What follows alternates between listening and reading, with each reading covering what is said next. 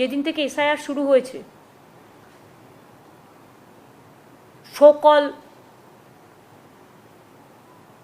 Torture commission, আমি election commission বলতে রাজি নই এবং আমি ওনার নামই নিতে চাই না, সকল টর্চার কমিশন যারা তুগলকি কাণ্ড করছেন, হিটলারি অত্যাচার চালাচ্ছেন,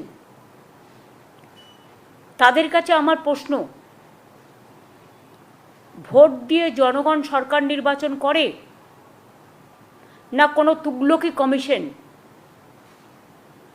তার নিজের ইচ্ছামতো, তিনি একটা পলিটিক্যাল পার্টির মেম্বার বলে তিনি ভোটের আগেই ভোটটা করিয়ে দেন কারো পক্ষে? এসআইআর ইস্যুতে লাগাতার নির্বাচন কমিশনের বিরুদ্ধে আক্রমণ করে নিজের ফাঁদে নিজেই পড়লেন মমতা বন্দ্যোপাধ্যায়। শুক্রবার সুপ্রিম কোর্টে কমিশনের আইনজীবী অভিযোগ করেন, আদালতের নির্দেশ সত্ত্বেও রাজ্য সরকার ৮৫০৫ জন অফিসার দেয়নি, ফলে কাজ চালাতে অসুবিধে হচ্ছে।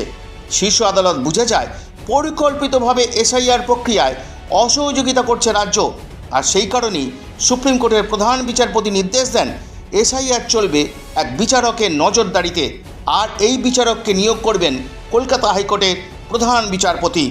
কালো শাল জড়িয়ে মমতা বন্দ্যোপাধ্যায় সুপ্রিম কোর্টে সওয়াল করেও লাভ হলো না। সুপ্রিম কোর্টের এই নির্দেশে অস্বস্তিতে রাজ্য সরকার ও তৃণমূল কংগ্রেস, তবে খুশি বিরোধীরা। আমরা ত্রুটিমুক্ত ভোটার তালিকা চাই, প্রথম দিন বলেছি, আজও বলেছি। এসআইআর নট নিউ, এটা একটা কন্টিনিউয়াস প্রসেস। এর আগে 8 বার এসআইআর হয়েছে, এটা নবম। 4 রকমের লোকের নাম ভোটার তালিকায় যাতে না থাকে, এটা প্রত্যেকটা ভারতীয়, প্রত্যেকটা পশ্চিমবঙ্গবাসীর এটা আবেদন এবং দাবি। এটা খুব যুক্তিসঙ্গত সাংবিধানিক দাবি। 1, মৃত ভোটারের নাম যেন না থাকে। 2, ভুয়া ভোটারের যেন নাম না থাকে।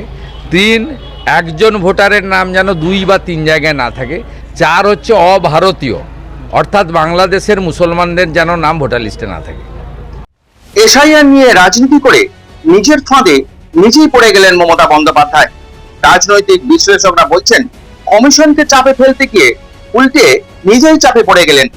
উনি যে খেলা খেলছিলেন সেই খেলা এবার বন্ধ হবে।